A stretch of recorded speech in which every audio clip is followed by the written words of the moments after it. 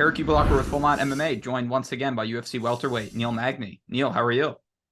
I'm doing great, man. How are you? I'm doing great. I'm sure you had not as nice of a holiday as you'd like since you have a fight coming up so soon. Were you able to enjoy it at all, or are you already starting to cut down? Yeah, I mean, this is honestly one of the better camps that I've had. I mean, my weight was super low throughout training camp, so I was actually eating to gain weight and maintain weight throughout training camp. So that was a huge blessing in itself. And like, as far as the holidays are concerned, I think this year in particular, I was more focused on like the quality of time I was spending with my family, more so than like gift giving or things like that. So this is by far one of the best holidays I've had in years. Oh, that's great to hear. I wasn't expecting that, especially this fight so soon after the holidays. That's great to hear. What does underweight look like for you? Like, is that's not under 170, I'm assuming. No, not quite under 170. So, normally a week out from a fight, I like to sit about 185 or so. Throughout this training camp, I was walking around between 179 and 181. So I was definitely ahead of the curve as far as like what I'll have to cut leading up to the fight. So yeah, it was, and the crazy thing about it is like even though my weight was lower, I was still making strides and improvements in the weight room as far as like setting new PRs with my lifts and that kind of thing. So the fact that I'm lighter now, excuse me, I don't think it affects like my strength, cardio, conditioning, anything like that. So those are all pluses in my book. Yeah, absolutely. Well, we're about 2 weeks out, a little less, until your fight in Brazil against Gilbert Burns. I know you're still in Colorado right now, but when are you heading down to Rio? How soon before the fight? So I have a couple days left in Colorado now. Finished up training on Friday. I'll head out to Brazil on Sunday. Just gonna get acclimated to the weather change, the time change, and that kind of thing, and get just get rested up leading up to the fight at this point. I know you've been to Brazil at least one other time. I know you went in 2014 when you fought Will Macario. Have you gone any other times? It's actually my fourth time going down to the Rio. Wow. I fought Damian Maia, Sergio Moraes, and William Palatino down there in Brazil. This is my fourth time going down to Brazil now to compete. That's right. That's right. I don't know why that one in 2014 was the one that I remember, but that was the one I was like, I know you've been there at least once. But I'm assuming at this point you're pretty comfortable fighting down there, even playing the spoiler since you fought Brazilians down there in the past. Yeah, I mean, at this point, I mean, I've literally traveled almost every continent to fight on this point in my career. So going out to Brazil is just another day in the office for me. I mean, I definitely appreciate the fight culture that they have down there. The fans are super into it as far as like how they chant for the hometown guy and that kind of thing. So at this point, like I already know what to expect going into quote unquote hostile territory. So there's no surprise at this point. I know what to expect from the crowd. I know what to expect from the atmosphere, and I welcome all that energy going into the fight. I know this is a fight that you've wanted for a long time. The last time we talked, Gilbert Burns was one of the names that came to mind when I was asking you about who you'd like to fight next and in the future. But what was your reaction when you found out the fight was actually happening? You're going to be fighting a top five guy, and it's just going to be in Rio against one of the bigger Brazilian stars in the UFC. I was stoked. I mean, it was immediately pressures on. I feel like at this point in my career, at this point in my life, and things like that, I feel like the pressure to fight this big brings is going to force me to rise to the occasion.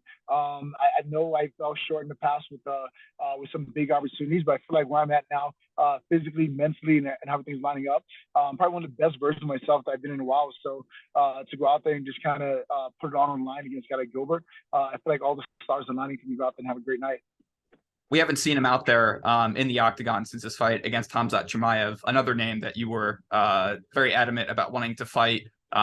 Seems like that might not happen, at least in the immediate future. If you beat Gilbert, it's certainly a possibility. But I was wondering, did you watch that fight to prepare for this one? And what were your thoughts of Gilbert in that performance against Chimaev?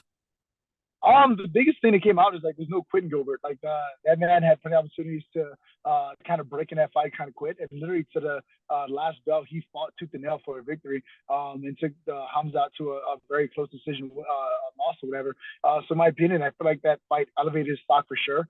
It just kind of showed me in the world what he's truly made of. I mean, before in some of Gilbert's fights where he may not have gotten a win, people always kind of question, oh, maybe this guy can't take a punch, or maybe this guy gases or this or that. See him go out there and take some pretty heavy shots and keep coming. See him go out there and get taken down and still keep coming forward. Definitely always know that Gilbert's definitely a tough competitor, willing to lay it all on line. So I couldn't take this fight lightly at all. Absolutely. And, you've been fighting people below you in rank for the last few fights, so I'm sure that you were very happy to get somebody again in that top 5. At this point, were you only going to take somebody like Gilbert in that top 5 or in the high top 10, or would you have taken someone below you again if that was what the UFC wanted you to do? At this point, I really do not care who the names are. Like even with this huge fight coming forward now, without being too far ahead, like whatever comes next comes next. But like I never really worried about just the number behind people's name and that kind of thing. I take every opportunity to compete as I was to go out there and kind of raise my own stock, so to speak. Every time I go out there and fight, whether it's a number 5 guy, number 20th ranked guy, it's obviously going to go out there and really show the UFC and the world what I'm truly made of. I mean, even this last fight against Daniel Rodriguez, that was less about what Daniel brings to the table, what Daniel can do, and more about what tools I bring to the table. Can I go out there and push the pace and finish the fight? Can I go out there and take on a dangerous up and comer and go out there and prove that and get it done? I feel like that speaks for itself. I mean, getting the finish against Dan Rodriguez turned into a top 5 opponent. So for me, it's less about who I fight, but how I fight. If I go out there and get the job done, put on exciting fights, there's no doubt in my mind get these big name fights like Gilbert and others. So I kind of just take that opportunity as I take those fights as an opportunity for me to go out there and show the world why I'm deserving of a higher opponent. And if I don't get the higher opponent because of whatever else may be, I don't necessarily feel like, oh, boo-hoo, poor me, I'm the victim here. It's more so I must have underperformed. I must have done something wrong. I must have missed the mark. What do I need to do better or different in order to get those bigger fights that I want? Well, and it seems like that attitude is the reason that you're staying so active and breaking welterweight records as well. Great. It definitely helps a little bit having that mindset in there. I know the last time we talked, you were pretty outspoken about the division not really thinking the same way as you. They're kind of sitting on their spots. You thought the division was being held up by a lot of the fighters at the top. Do you still think that it is that way a couple months later? Have you seen any change at all? There's definitely been some changes in there. I mean, like even though his last fight with Stephen Thompson fighting Kevin Holland, even though it wasn't necessarily him taking a risk as far as like fighting a grappler or a guy who's pretty well rounded or whatever, it was a risk nonetheless fighting a guy outside the top 15 and putting your spot on the line. So for me to go out there and say that these guys aren't necessarily taking that risk to put their spots on the line, it would kind of be a false statement at this point because the guys did go out there and attempt that. I mean, even Bilal went out there and took a very tough fight and put it on the line. So a lot definitely has shaken up since I made that statement last time, and I'm excited and hoping that things can keep moving forward in that division as we all move forward. Yeah, of course. There's still a couple guys at the top. You know, Hamzat kind of waiting to see how things play out. Colby. Now you have the whole mess with the title situation because Kamaru might be out too. So hopefully we do get a little bit of clarity there. What do you think about the title situation? I mean, Kamaru might not be able to fight in London with his hand. Have you heard anything about it? Do you have any thoughts about that? Not at all. I mean, it's been kind of under the wraps. I mean, Ali's been jumping in there time and time again, saying like, "Oh yeah, this fight's definitely happening, it's definitely happening." But like, not saying I'm a spoiler or anything, but like the last few training camps Kamaru had been doing in Colorado and haven't seen him in the gym lately. So I don't personally know if that fight's happening or not. I just don't see much suggesting that it is taking place. But like at the end of the day, UFC's a big business. Like it has to keep the show must go on, so to speak.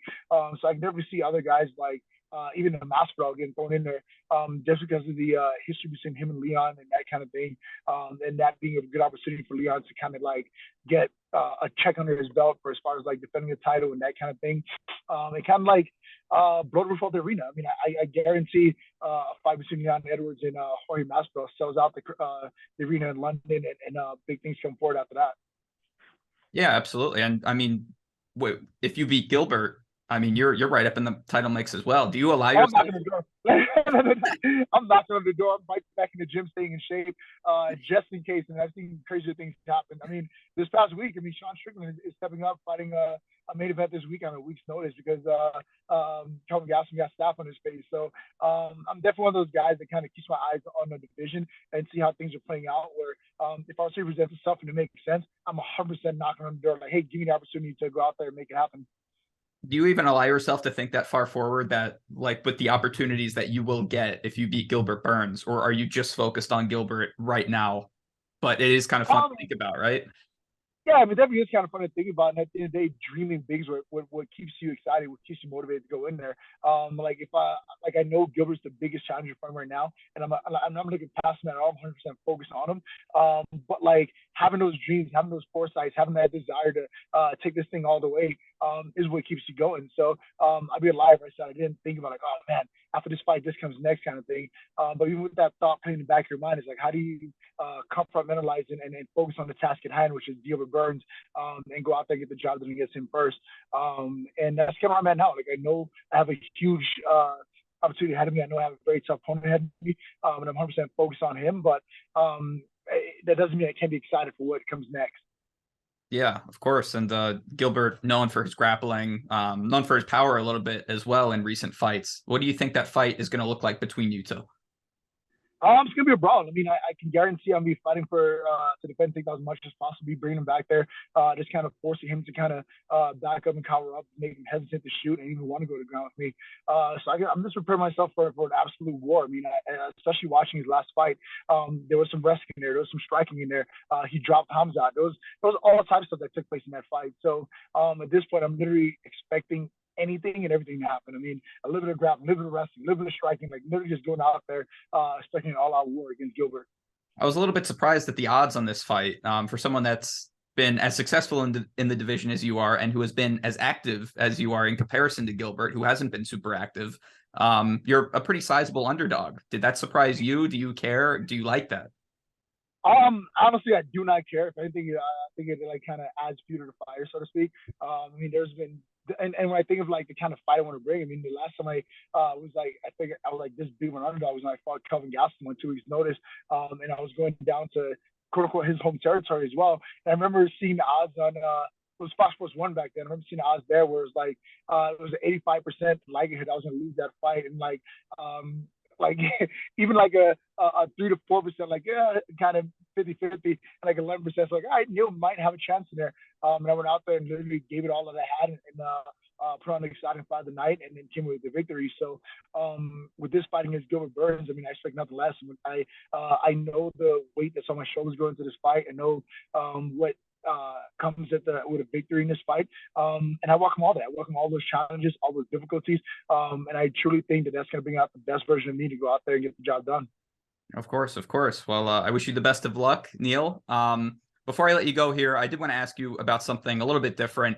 I haven't been asking every fighter this, but because you have been in the UFC for such a long period of time, and just from what I know about you, you're such a do-gooder outside of the cage, always shouting out, the charities, the missions, and we always, like to help you out and link that below.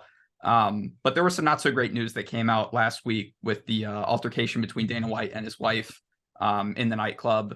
I just wanted to kind of get your thoughts as somebody that's been in the UFC for as many years as you have. Did that kind of change the way you see the sport at all? I mean, that was a disappointing thing to see, I would imagine. Yeah, it was very disappointing in the sense that like even as a father of two young boys, like the motto is like, hey, don't put your hands on women in any situation or whatever. But at the end of the day, like this is one of those. I feel like this would be like a landmark situation. Like when you think of domestic violence situations, it's always been something that's been investigated after the fact. It's always been a situation like there was an altercation between a male and a female. Police were called to the scene. The police write a report. In the report, they state that the female had a black eye, a busted lip, a bruising or something like that. And based off what the officer saw after the fact, they had to write their report. But with this last case or whatever what took place, like the video shows her being the one that initially slapped him, and him resulting in the way that he did. Though I don't feel like his response was the most appropriate response, it was a response that he made in the moment, being under pressure. I mean, they were under influence of alcohol. They were emotions were running high, and that's how he decided to react in that particular situation. Was it wrong in the ethical part, where not ethical, but like in the standards part, as far as like raising men not to put hands on females regardless situation? Yeah, many will argue that that was not the best move for him to make. But in the moment, he decided to act the way that he did, and that was a result of it. And I think moving forward, this is like one of those opportunities for us to kind of exercise a little bit of grace. Like, you know what I mean? I'm not excusing his actions whatsoever, but I would hope that if I'm ever in a situation like that, I had the ability to walk away, have the ability to restrain myself, have the ability to not even get that far at all. But in the event that something like that does occur, and I lose my cool, lose my temper, I would hope that grace would be afforded to me or available to me as well. And that's kind of one of the reasons I'm like kind of like not so overcommitted. It's like, oh yeah, ban this, throw the book out, do this, do that. Like it's just a very hard situation to like really make an official decision on, especially without like we did see the video. No one knows what the audio said. No one knows what happened prior to that. No one knows exactly to what extent of alcohol was involved in that situation. So all these unknowns or whatever, I think like extending a little bit of grace might be the best way to go, and kind of hopefully use this as a learning curve moving forward. Like you know what I mean? Like how do you remove yourself in that situation before it even escalates that far? I mean, maybe there's an opportunity to walk away. Maybe there's an opportunity for someone to intervene. Maybe there's an opportunity for a thousand other things to happen. And none of those happen. And here we are dealing with the result of it. But at the end of the day, that's a situation between those two individuals. I hope that it's something that they can resolve and how they resolve. But as far as like me going out and saying like what should happen, what shouldn't happen, that's above my pay grade, so to speak. No, of course. No, and you know, I appreciate you giving that answer. I do think that it's important for us, like in the media, to be asking you guys, since it is, you know, that's your leader. They're in a leadership position, and you know, if you guys are in a similar situation, who knows how that would pan out, since you guys are not the president of the UFC, you are the fighters. So I do appreciate whenever you guys do give an answer, whatever it may be about that. I think that's important. So thank you. You know, not to end on such a sour note there, but I did want to give you the opportunity to give you the floor. Anything you wanted to promote coming into this fight, I'll give you the time. No, man, I mean, at the end of the day, I just appreciate you guys tuning in and supporting me so much over the years. I mean, having this opportunity to go out there and do what I love every single day, whatever, is definitely a blessing to me. And being able to use my platform to give back to others, whether it's through shouting out Mission 111 or where else may be, that's the one of the things I'm truly grateful for. So forget about finding me on social media. You guys have a chance to just look up mission111.org and look at some of the work they're doing in Haiti and the Philippines, especially right now that tensions are rising in Haiti and there's a lot of things going on. Like organizations like Mission 111. I wish I knew the one that Benil Darnoush did as well. I know he does a lot of work in Haiti as well, but now more important than ever, I feel like a nation like Haiti definitely needs as much help and encouragement as possible. So if you guys can, check out mission111.org. You can go over to Benil Darnoush page and check out the work that he's doing in Haiti as well. It's a huge need for that nation, and the more support we can get, it goes a long way. Of course, and as always, we'll link that below. Neil, best of luck. Can't wait to see it, and always appreciate the time. Hey everyone, thanks for watching this video. If you like our content, be sure to subscribe to Full Man MMA. And while you're at it, make sure to hit the bell icon as well so you never miss an update from us.